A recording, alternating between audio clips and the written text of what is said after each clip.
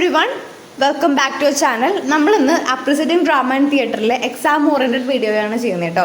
അപ്പോൾ നിങ്ങൾ റിവിഷൻ പോലെ കാണുക. ഇത് ഒരുപാട് തവണ റിപ്പീറ്റ് ചെയ്ത് വന്ന ക്വസ്റ്റ്യൻ ആണ്. അപ്പോൾ ഞാൻ വെച്ച ക്വസ്റ്റ്യൻ പേപ്പറിലെ ക്വസ്റ്റ്യൻസും ആൻസേഴ്സും കൂടി ഒരു വീഡിയോ ആയിട്ട് ചെയ്യാമെന്ന് വിചാരിച്ചു. നിങ്ങൾക്ക് യൂസ്ഫുൾ ആവുമെന്നാണ് എൻ്റെ ഒരു വിശ്വാസം. നിങ്ങൾക്ക് സംശയം ഉണ്ടെങ്കിൽ ഒന്ന് കമൻറ്റ് ചെയ്യാം കേട്ടോ. ഓക്കെ, അപ്പോൾ നമുക്ക് നേരെ ക്വസ്റ്റ്യൻ പേപ്പറിലേക്ക് പോകാം. അതിന് മുന്നേ ഈ ചാനൽ ആദ്യമായിട്ട് കാണുന്നവർ ഒന്ന് സബ്സ്ക്രൈബ് ചെയ്ത് സപ്പോർട്ട് ചെയ്യുക. യൂസ്ഫുൾ ആയ നമ്മുടെ ഫ്രണ്ട്സിനൊക്കെ ഒന്ന് ഷെയർ ചെയ്യാം. ഓക്കെ, ഫസ്റ്റ് ക്വസ്റ്റ്യൻ നോക്കാം. How does Aristotle define tragedy? Aristotle എങ്ങനെയാണ് ട്രാജഡിയെ ഡിഫൈൻ ചെയ്തത്? എങ്ങനെയാണ്? Aristotle define tragedy has an imitation of serious and complete action. എങ്ങനെയാണ്? ഇമിറ്റേഷൻ ഓഫ് എന്തിൻ്റെയാണ്? Serious and complete action of some magnitude. Tragedy എങ്ങനെയാണ് പറഞ്ഞത്? Tragedy has a imitation of serious and complete action of some magnitude. Its language is established. Its stress is an action and not narration. അപ്പോൾ ഇതിൽ മെയിനായിട്ട് importance കൊടുക്കുന്നത് ഇതിനാണ്, ആക്ഷനാണ് അല്ലെ. കൂടുതലും stress കൊടുക്കുന്നത് ഇറ്റ് ഈസ് ഓൺ ആക്ഷനാണ്, അല്ലാതെ നരേഷൻ അല്ല. പിന്നെ എന്താണ്? Through pity and fear it effects the catharsis. നമ്മൾ 2 മാർക്കിന്റെ ക്വസ്റ്റ്യൻസ് ഡിസ്കസ് ചെയ്യുമ്പോൾ പറഞ്ഞിരുന്നു അല്ലെ. കഥാരിസിസ് എന്താണ്?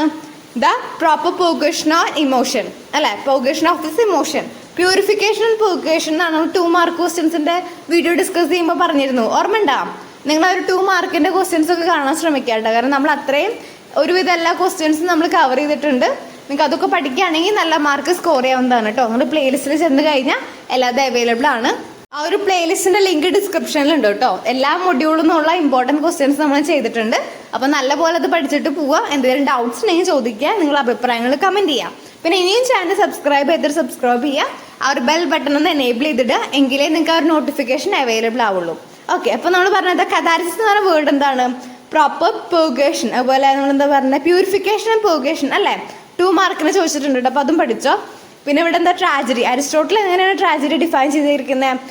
Aristotle define tragedy has a imitation of serious action. മെയിനായിട്ട് വരേണ്ട സെന്റൻസ് ഏതാണ്? Tragedy has a imitation of a serious and complete action of some magnitude. ഈ ഒരു സെന്റൻസ് എന്തായാലും ആദ്യം തന്നെ വന്നിരിക്കണം കേട്ടോ, എന്നാലേ മാർക്ക് വീഴുള്ളൂ. ആ ഒരു ടെക്സ്റ്റ് തുറക്കുമ്പോൾ തന്നെ പേജ് നമ്പർ 11 കാണാം. ട്രാജഡി പറഞ്ഞ എന്താണ്? അതും 2 മാർക്കായിട്ട് ചോദിക്കൂട്ടെ. ട്രാജഡി എന്താണ്? Tragedy is a specific type of dramatic representation of serious action which typically ends with a disastrous conclusion and a central character. അതെന്താണ്? ഒരു സെൻട്രൽ ഒരു ക്യാരക്ടർ ഉണ്ടായിരിക്കും, ഒരു പ്രൊട്ടഗോണിസ്റ്റ് ഉണ്ടായിരിക്കും. ആ ഒരു സെൻട്രൽ ക്യാരക്ടർ ഉണ്ടാകുന്ന ഒരു ആക്ഷൻ ആണല്ലേ, ആ ഒരു എൻഡിങ് ആയിരിക്കാം മേ ബി ആ ഒരു ട്രാജഡി എന്ന് പറയുന്നത്. ചിലവർക്ക് കൂടുതൽ എഴുതി പഠിച്ചാലാ പഠിക്കുക, ചിലവർക്ക് പറഞ്ഞു പഠിച്ചാലാ പഠിക്കുക. അപ്പോൾ ഓരോരുത്തർക്ക് കംഫർട്ടായ രീതിയിൽ പഠിക്കുക. ഓക്കെ, ഇപ്പോൾ ട്രാജഡി എന്താണെന്ന് പഠിക്കണം, കഥാരിസിസ് എന്താണെന്ന് പഠിക്കണം. ഇതൊക്കെ 2 മാർക്കിന് നിങ്ങൾ ചോദിക്കേണ്ടതാണ് കേട്ടോ. മേ ബി നിങ്ങൾക്ക് ഇന്റേണൽ എക്സാമിന് ചോദിച്ചിട്ടുണ്ടാവാം. ഇന്റേണൽ എക്സാം നടന്നുകൊണ്ടിരിക്കുകയാണ് അല്ലേ, അപ്പോൾ നിങ്ങൾക്ക് ചോദിച്ചിട്ടുണ്ടാവാം കേട്ടോ. പിന്നെ Aristotle defined as a tragedy നമ്മൾ പറഞ്ഞു. ഇനി നെക്സ്റ്റ് ക്വസ്റ്റ്യൻ നോക്കാം. What are the main important features of Senecan tragedy? Senecan ട്രാജഡിയുടെ മെയിൻ ഇമ്പോർട്ടൻറ്റ് ഫീച്ചേഴ്സ് ഏതൊക്കെയാണെന്ന്? First one, a division into 5 acts into chorus. Second one, a considerable realising of honour and violence. Usually though not always act of a stage and elaborately recognise. മൂന്നാമത്തെ, a parallel violence of language and expression is good example for the Senecan tragedy in English. അപ്പോൾ ഇതിൽ ഏതെങ്കിലും 2 maximum പഠിക്കാൻ ശ്രമിക്കണം കേട്ടോ. നമുക്ക് ഇനി next question നോക്കാം. ഇത് ഇമ്പോർട്ടൻ്റ് ആയ ഒരു ക്വസ്റ്റ്യൻ ആണ്. ഇത് ഒരുപാട് തവണ റിപ്പീറ്റ് ചെയ്ത് വരുന്ന ഒരു ക്വസ്റ്റ്യൻ ആണ്. What is climax in A tragedy? ഒരു ട്രാജഡിയിൽ ക്ലൈമാക്സ് എന്താണ്? The climax in A tragedy is A turning point. ഇപ്പൊ എക്സാമ്പിൾ പറയാം. ഇപ്പോൾ ഒരു സിനിമ എടുക്കുകയാണെങ്കിൽ അത് ദൃശ്യം സിനിമ എടുത്ത് നോക്കിയാൽ അതിൽ നമുക്ക് കാണാം ഓരോ ക്ലൈമാക്സ് ഉണ്ട് അല്ലേ. ആ ഒരു സ്റ്റോറി പെട്ടെന്ന് ക്ലൈമാക്സിൽ ആ ഒരു സ്റ്റാർട്ടിങ് ഉണ്ടാവുന്ന ഒരു ഡയറക്ഷൻ ആവില്ല അവസാനത്തേക്ക് എത്തുമ്പോൾ.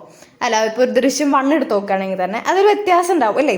ആ ഒരു ക്ലൈമാക്സ് എന്ന് പറഞ്ഞാൽ ശരിക്കും ഒരു ടേണിംഗ് പോയിന്റ് ആണ് നമുക്ക് പറയാം അല്ലേ. ഇപ്പോൾ ഫസ്റ്റ് പോയിന്റ് എന്താണ്?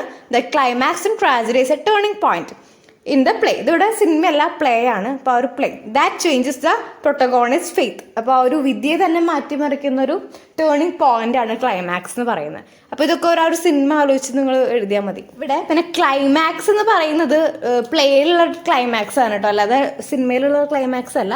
ഞാൻ ഒരു എക്സാമ്പിൾ പറഞ്ഞതാണ്. അപ്പോൾ ആ ഒരു രീതിയിൽ എഴുതിയാൽ മതി എന്ന് മാത്രം. This climax is a consequence of the event that occurs in the rising action.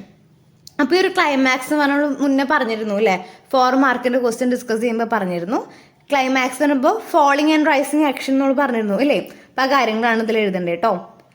After the climax the tragic hero is more controlled by the action. പിന്നെ ഇതിലെ ട്രാജിക് ഹീറോനെ കൺട്രോൾ ചെയ്യണത് എന്താണ്? ആക്ഷനാണ് അല്ലേ?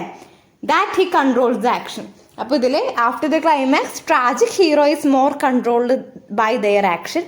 ആക്ഷൻസ് ആണ് ട്രാജിക് ഹീറോനെ കൺട്രോൾ ചെയ്യണേ, അല്ലാതെ action than he controls the action. അപ്പോൾ ആ ഒരു സെൻറ്റൻസ് ഒന്ന് ശ്രദ്ധിക്കുക കേട്ടോ, മാറിപ്പോവാൻ ചാൻസ് ഉണ്ട്.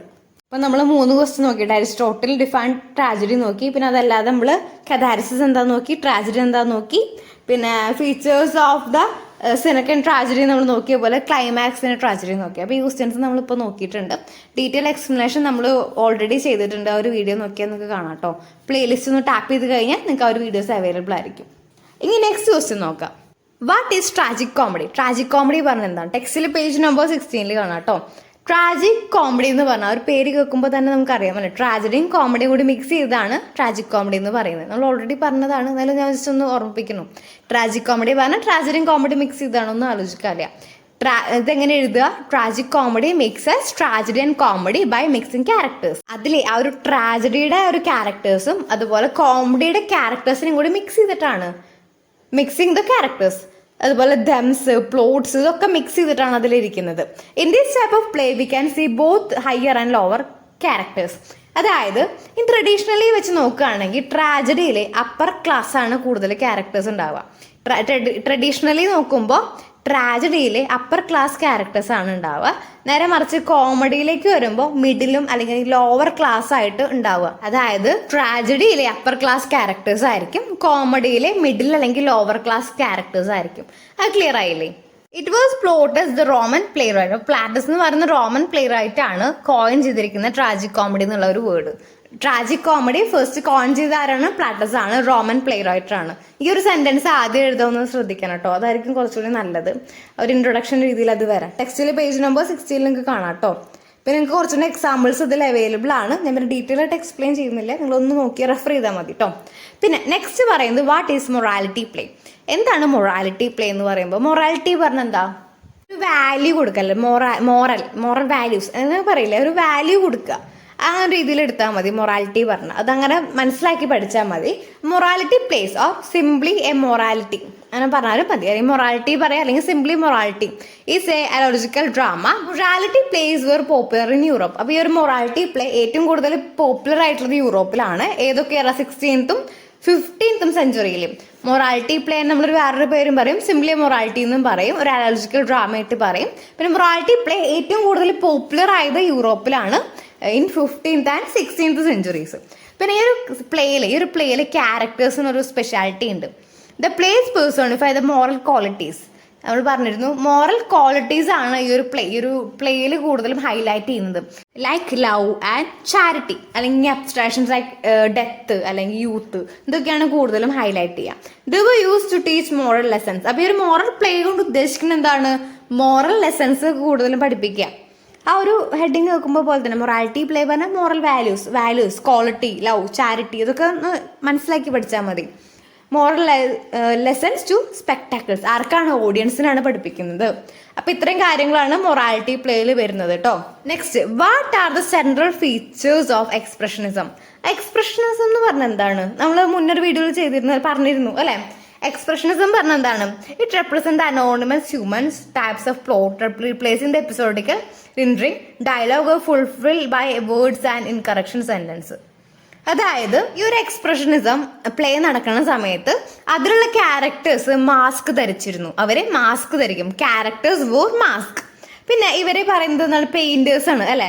The painters projected themself there personal vision of their art. അതായത് അവർക്ക് അവരുടേതായ ഒരു വ്യൂസും എന്തെങ്കിലും ഒരു ടോപ്പിക്കിനെ കുറിച്ച് അല്ലെങ്കിൽ എന്തെങ്കിലും ഒരു വിഷയത്തെ കുറിച്ചിട്ടുള്ള അവരുടെ വ്യൂസും അല്ലെങ്കിൽ അവരുടെ ഐഡിയാസ് അതുപോലെ അവരുടെ കാര്യങ്ങളൊക്കെ അവരതൊരു ആർട്ട് പോലെ എക്സ്പ്രസ് ചെയ്യും. അതിനാണ് ഈ ഒരു എക്സ്പ്രഷനിസം എന്ന് പറയുന്നത്. അവരുടെ ആ ഒരു ആർട്ട്, അവർക്ക് എന്താണ് ഫീൽ ചെയ്യുന്നത് അല്ലെങ്കിൽ അവരുടെ ഇമോഷൻസ് ഒക്കെ ഒരു പ്ലേ പോലെ എക്സ്പ്രസ് ചെയ്യും. അതിലൊരു സൊല്യൂഷനൊക്കെ അവർ പറയുന്നുണ്ടാവും. അപ്പോൾ ഇതൊക്കെയാണ് എക്സ്പ്രഷനിസത്തിൽ പറയുന്നത്. The major element of expressionism theatre can be found. പിന്നെ അവര് ഒരു തിയേറ്റർ ഉണ്ടാക്കിയിരുന്നു ഇല്ലേ? നമ്മളതൊക്കെ ഡീറ്റെയിൽ ആയിട്ട് ആ ഒരു ഇതിൽ പറഞ്ഞിട്ടുണ്ടായിരുന്നു. അതൊന്ന് നോക്കിക്കഴിഞ്ഞാൽ നിങ്ങൾക്ക് ഒന്നുകൂടി മനസ്സിലാവും കേട്ടോ. ടെക്സ്റ്റിലെ പേജ് നമ്പർ 37 കേട്ടോ. Expressionism. The term expressionism refers to the movement in Germany. ഇത് ജർമ്മനിയിൽ ഉണ്ടായിരുന്ന ഒരു മൂവ്മെന്റ് ആണ്. ഇൻ ദ ഏർലി 20th സെഞ്ചുറിയിൽ ജർമ്മനിയിൽ ഉണ്ടായിരുന്ന ഒരു മൂവ്മെന്റ് ആണ്. In which numbers of painters attempted to avoid the expression for external reality. അവരെന്ത് ചെയ്തു? അവരുടെ ഒരു എക്സ്പ്രഷൻ, അവരുടെ ഒരു ഇമോഷൻസ് ഒക്കെ ഒരു ആർട്ട് പോലെ എന്ത് ചെയ്തു? എക്സ്പ്രസ് ചെയ്തു. ഞാൻ ആ ഒരു വീഡിയോ കാണാത്തവർക്ക് വേണ്ടി ഞാൻ ലൈറ്റായിട്ട് എക്സ്പ്ലെയിൻ ചെയ്തതാണ്. ഇനി നിങ്ങൾക്ക് ഡീറ്റെയിൽ ആയിട്ട് ആ ഒരു ഇതിൽ നോക്കിക്കഴിഞ്ഞാൽ നിങ്ങൾക്ക് മനസ്സിലാവും കേട്ടോ. പിന്നെ ഇമ്പോർട്ടൻ്റ് ആയ ഒരു ക്വസ്റ്റ്യൻ ആണ് അവൻഗാർഡ്. എന്താണ് അവൻഗാർഡ്? അതൊരു ഇമ്പോർട്ടൻറ്റ് ക്വസ്റ്റ്യൻ ആണ് കേട്ടോ. അവൻഗാർഡ് എന്ന് പറഞ്ഞൊരു ഇമ്പോർട്ടൻറ്റ് ടേം ആണ് used in the history of the art and literature. ഞാൻ ഇത് ജസ്റ്റ് എക്സ്പ്രഷനിസം നോക്കിയപ്പോൾ ഈ ഒരു അവൻഗാർഡിന്റെ ക്വസ്റ്റ്യൻ കണ്ടു. അപ്പോൾ അതൊരു ഇമ്പോർട്ടൻ്റ് ആയിട്ടുള്ളതാണ്. അപ്പോൾ അതുകൊണ്ട് ഞാൻ വിടാതെ പഠിക്കാൻ വേണ്ടിയിട്ടൊന്ന് ഓർമ്മിപ്പിച്ചതാണ് കേട്ടോ. അവൻഗാർഡ് എന്ന് പറഞ്ഞ term used in history of art ആണ്, ലിറ്ററേച്ചർ. പിന്നെ എന്താണ്? Military origin means advanced guard എന്നാണ് കേട്ടോ. അഡ്വാൻസ്ഡ് ഗാർഡ് എന്നാണ് അതിന്റെ മീനിങ്. പിന്നെ the term used for art ആണ്. It main for theoretical experiment. Modernist movement ആണ്. അതുപോലെ മോഡേൺ ആർട്ടാണ്, ഇന്നോവേറ്റീവ് ആണ്, പിന്നെ എക്സ്പ്ലോറേഷൻ ആണ്. ഇത്രയും കാര്യങ്ങൾ അവൻഗാർഡിൽ നിങ്ങൾ പഠിക്കാം കേട്ടോ. അവൻഗാർഡിന് വേറൊരു പേരുണ്ട്, എക്സ്പെരിമെന്റൽ തിയേറ്റർ എന്ന്. അപ്പോൾ 2 മാർക്കിന് എന്താണ് എക്സ്പെരിമെന്റൽ തിയേറ്റർ എന്ന് പറഞ്ഞാൽ നിങ്ങൾക്ക് അറിയില്ല എന്ന് പറഞ്ഞിരിക്കരുത്. അവൻഗാർഡാണ് എക്സ്പെരിമെന്റൽ തിയേറ്റർ എന്ന് പറയുന്നത്. പിന്നെ അതെന്താണ്? ഒരു മോഡേൺ ആർട്ടാണ്, ഒരു മോഡേണിസ്റ്റ് മൂവ്മെന്റ് ആണ്, മോഡേൺ ആർട്ടാണ്, ഇന്നോവേറ്റീവ് ആണ്. അപ്പൊ ഇത്രയും കാര്യങ്ങൾ അവൻഗാർഡ് വന്ന് ചോദിച്ചാൽ പറയണ്ടേ കേട്ടോ. അത് ജസ്റ്റ് കണ്ടപ്പോൾ ഒന്ന് ഓർമ്മിപ്പിച്ചു എന്നുള്ളൂ. അത് ഇമ്പോർട്ടൻ്റ് ആയ ഒരു ക്വസ്റ്റ്യൻ തന്നെയാണ് കേട്ടോ. നെക്സ്റ്റ് നമ്മുടെ ഒഥല്ലോന്റെ ആ ഒരു മൊഡ്യൂൾ എന്നുള്ള ക്വസ്റ്റ്യൻസ് ആണ് കേട്ടോ. ആ ഒരു ഇതെന്നുള്ള ക്വസ്റ്റ്യൻസ് ആണ്. അത് വളരെയധികം ഇമ്പോർട്ടൻ്റ് ആണ് കേട്ടോ. Why did Iago hate Othello? എന്തുകൊണ്ടാണ് ഇയാഗോ ഒഥല്ലോനെതിരെ ഹേറ്റ് ചെയ്ത്, വെറുത്തത്? നമുക്കതിന്റെ ആൻസർ നോക്കാം. ഇയാഗോ ഹേറ്റഡ് ഒഥല്ലോ ബിക്കോസ്, കാരണം he was hoping that he could be promoted in the post of lieutenant. അപ്പോൾ ലെഫ്റ്റനന്റ് സ്പെല്ലിംഗ് നോക്കിയോട്ടോ. ലെഫ്റ്റനന്റ് പോസ്റ്റിലേക്ക് ഒഥല്ലോ നമ്മുടെ ഇയാഗോനെ പ്രൊമോട്ട് ചെയ്യും, അല്ലെങ്കിൽ പ്രൊമോഷൻ കൊടുക്കുമെന്നാണ് നമ്മുടെ ഇയാഗോ വിചാരിച്ചിരുന്നത്. പക്ഷേ ഒഥല്ലോ എന്ത് ചെയ്തു? നമ്മുടെ കാസിയോയ്ക്ക് പ്രൊമോഷൻ കൊടുത്തു. But he found that Othello promoted Casio. നമ്മുടെ ഇയാഗോനെ നമ്മുടെ പ്രൊമോഷൻ കൊടുക്കാതെ നേരെ കാസിയോയ്ക്ക് കൊടുത്തു. അതുകൊണ്ടാണ് അസൂയ തോന്നാൻ കാരണം കേട്ടോ. By passing him so he hated Othello. അപ്പൊ റീസൺ എന്താണ്? നമ്മുടെ Othello chooses Cassio as a lieutenant. അപ്പൊ അതാണ് എൻ്റെ ആൻസർ ആയിട്ട് വരുന്നത് കേട്ടോ. ആ ഒരു ഭാഗം നന്നായി പഠിക്കുക, കാരണം അതിൽ നിന്ന് ഒരുപാട് ക്വസ്റ്റ്യൻസ് ചോദിച്ചിട്ടുണ്ട് കേട്ടോ മുന്നത്തെ എക്സാമിന്. നിങ്ങൾ ഒരിക്കലും സ്കിപ്പ് ചെയ്യാൻ പാടില്ലാത്ത കുറച്ച് ഇതാണ്, ലൈക്ക് എന്താ പറയാ, ആ ഒരു കാര്യങ്ങളാണ്. ഒന്ന് പറഞ്ഞ മൊഡ്യൂൾ 1 ഈ ട്രാജഡി കോമഡി ആ ഒരു ക്വസ്റ്റ്യൻസ് ഒക്കെ നമ്മൾ ഒരിക്കലും സ്കിപ്പ് ചെയ്യാൻ പാടില്ല, പഠിക്കണം. പിന്നെ ആ ഒരു ഒഥല്ലോന്റെ ആ ഒരു നോവൽ, ആ ഒരു ക്വസ്റ്റ്യൻസ് അതൊക്കെ നന്നായി പഠിച്ചിരിക്കണം കേട്ടോ. ഇത് രണ്ടും ഒരിക്കലും സ്കിപ്പ് ചെയ്യാൻ പാടില്ല കേട്ടോ. നെക്സ്റ്റ് ക്വസ്റ്റ്യൻ നോക്കാം. Why did Othello go to Cyprus? എന്തുകൊണ്ടാണ് ഒഥല്ലോ സൈപ്രസിലേക്ക് പോയത്? Othello goes to Cyprus because he asked to do so by the duke. The Turks were planning to attack the Cyprus, and the Turkish fleet was sailing towards the Cyprus to make the attack, and he trusted the general Othello. He is asked to go for Cyprus to sort out the emergency there. Othello എന്നുള്ള questions തിരിച്ച് മറിച്ചൊക്കെ ചോദിക്കും. അതുകൊണ്ട് നല്ല പോലെ by ഹാർട്ടായിട്ട് പഠിച്ചു പോയാൽ മതി കേട്ടോ. ഇനി നമുക്ക് നെക്സ്റ്റ് ക്വസ്റ്റ്യൻ നോക്കാം. How does Emilia die? എങ്ങനെയാണ് എമിലിയ മരിച്ചത്? When Emilia came to know that Iago was the villain of caused by this trouble. അപ്പൊ വില്യൻ ആരാണ്? ഈ ഒരു ഇയാഗോയാണ് ഈ ഒരു ട്രബിൾ ഒക്കെ ഉണ്ടാക്കിയെന്ന് ആരറിഞ്ഞു? എമിലിയ അറിഞ്ഞു. He told Othello about this villainy. അപ്പോൾ ഇത് നമ്മുടെ ഇയാഗോ നമ്മുടെ ഒഥല്ലോയോട് പറഞ്ഞു. Iago asked her to shut up. She told Othello everything including the hand kerchief. അപ്പോൾ ഈ ഒരു ഹാൻഡ് കർച്ചീഫിന്റെ കാര്യങ്ങളൊക്കെ ഒഥല്ലോന്റെ അടുത്ത് പറഞ്ഞു. Has Othello want to kill Iago? ഒഥല്ലോയ്ക്ക് ഇയാഗോനെ കൊല്ലണമെന്നുണ്ടായിരുന്നു, പക്ഷെ മരിച്ചത് നമ്മുടെ എമിലിയ ആയിരുന്നു. അപ്പൊ ഇത്രയാണ് ഇതിന്റെ ആൻസർ ആയിട്ട് വരുന്നത്. നിങ്ങൾ ആ ഒരു ഒഥല്ലോ ആ ഒരു ഭാഗം നല്ല പോലെ പഠിച്ചാൽ മാത്രമേ ഇതിന് ആൻസർ നൽകാൻ പറ്റുള്ളൂ. Next, why does Popova respond to the Simno expressing her love for her? He argued with Papua because she refused to meet her neighbors. അവള് ഒരു നൈബേഴ്സിനെ കാണാൻ പോലും അവൾക്ക് താല്പര്യമില്ല. അവൾ എന്ത് ചെയ്തു? റിഫ്യൂസ് ചെയ്തു, നിരസിച്ചു. She does not go out at all. അവൾ ഒട്ടും പുറത്തു പോയില്ല. All other people were making themselves happy. അവരവരെല്ലാവരും സന്തോഷപ്പെടുത്തുമായിരുന്നു. All other people are making themselves happy doing things so like them. അവർക്ക് ഇഷ്ടമുള്ള കാര്യങ്ങളൊക്കെ അവർ ചെയ്തു, അവരെ തന്നെ സന്തോഷപ്പെടുത്തുമായിരുന്നു. But Papa was sitting at all the time with home mourning. Mourning എന്ന് പറഞ്ഞാൽ എന്താ? കരയല്ല, grief, ഒരു വിഷമം, സോറോ എന്നൊക്കെ പറയാം. അപ്പോൾ ഇതൊക്കെ ജസ്റ്റ് നിങ്ങൾ ആ ഒരു സ്റ്റോറി അല്ലെങ്കിൽ അതൊക്കെ ഒന്ന് പഠിച്ചാൽ തന്നെയാണ് ഈ ഒരു ക്വസ്റ്റ്യൻസിന് ആൻസർ ചെയ്യാൻ പറ്റുള്ളൂ. നിങ്ങളിതൊരു റിവിഷൻ പോലെ എടുത്ത് ഒക്കെ ഒന്ന് വായിച്ച് നിങ്ങൾ അറ്റ്ലീസ്റ്റ് ആ ഒരു കഥ മനസ്സിലാക്കാൻ ശ്രമിക്കുകയാണെങ്കിൽ അത്രയും നല്ലത് കേട്ടോ. വീണ്ടും ഇപ്പോൾ പോവാട് ഒരു ക്വസ്റ്റ്യൻ തന്നെയാണ് റിപ്പീറ്റ് ചെയ്ത് വരുന്നത്. ആ ഒരു ക്വസ്റ്റ്യൻ മുതലേ നമ്മൾ അടുത്തൊരു വീഡിയോയിൽ ഡിസ്കസ് ചെയ്യുന്നതായിരിക്കും കേട്ടോ. നിങ്ങൾക്ക് എന്തെങ്കിലും ഡൗട്ട്സ് ഉണ്ടെങ്കിൽ കമൻറ്റ് ചെയ്യുക. പിന്നെ ഡീറ്റെയിൽ എക്സ്പ്ലനേഷൻ നമ്മൾ ഓൾറെഡി ചെയ്ത കാരണം നമ്മൾ ജസ്റ്റ് ആ ഒരു ഇമ്പോർട്ടൻറ്റ് പോയിന്റ്സും കാര്യങ്ങളും ജസ്റ്റ് പറഞ്ഞു പോകുന്നേ ഉള്ളൂ കേട്ടോ. ഒരു റിവിഷൻ എന്നുള്ള രീതിയിൽ തന്നെ നിങ്ങൾ എടുക്കണം, നല്ലപോലെ പഠിക്കണം. ഇനിയും ബാക്കിയുള്ള ക്വസ്റ്റ്യൻസ് ഒക്കെ ആയിട്ട് ഉടനെ തന്നെ ഞാൻ അടുത്തൊരു വീഡിയോയിൽ വരുന്നതായിരിക്കും. നിങ്ങൾക്ക് യൂസ്ഫുൾ ആയാൽ സബ്സ്ക്രൈബ് ചെയ്യുക, ഫ്രണ്ട്സിനൊക്കെ ഒന്ന് ഷെയർ ചെയ്യുക. പിന്നെ ആ ഒരു ബെൽ ബട്ടൺ എനേബിൾ ചെയ്തിട്ട് അത് പ്രത്യേകം ശ്രദ്ധിക്കണം, നോട്ടിഫിക്കേഷൻ നിങ്ങൾക്ക് അവൈലബിൾ ആവത്തുള്ളൂ കേട്ടോ. Okay, thank you.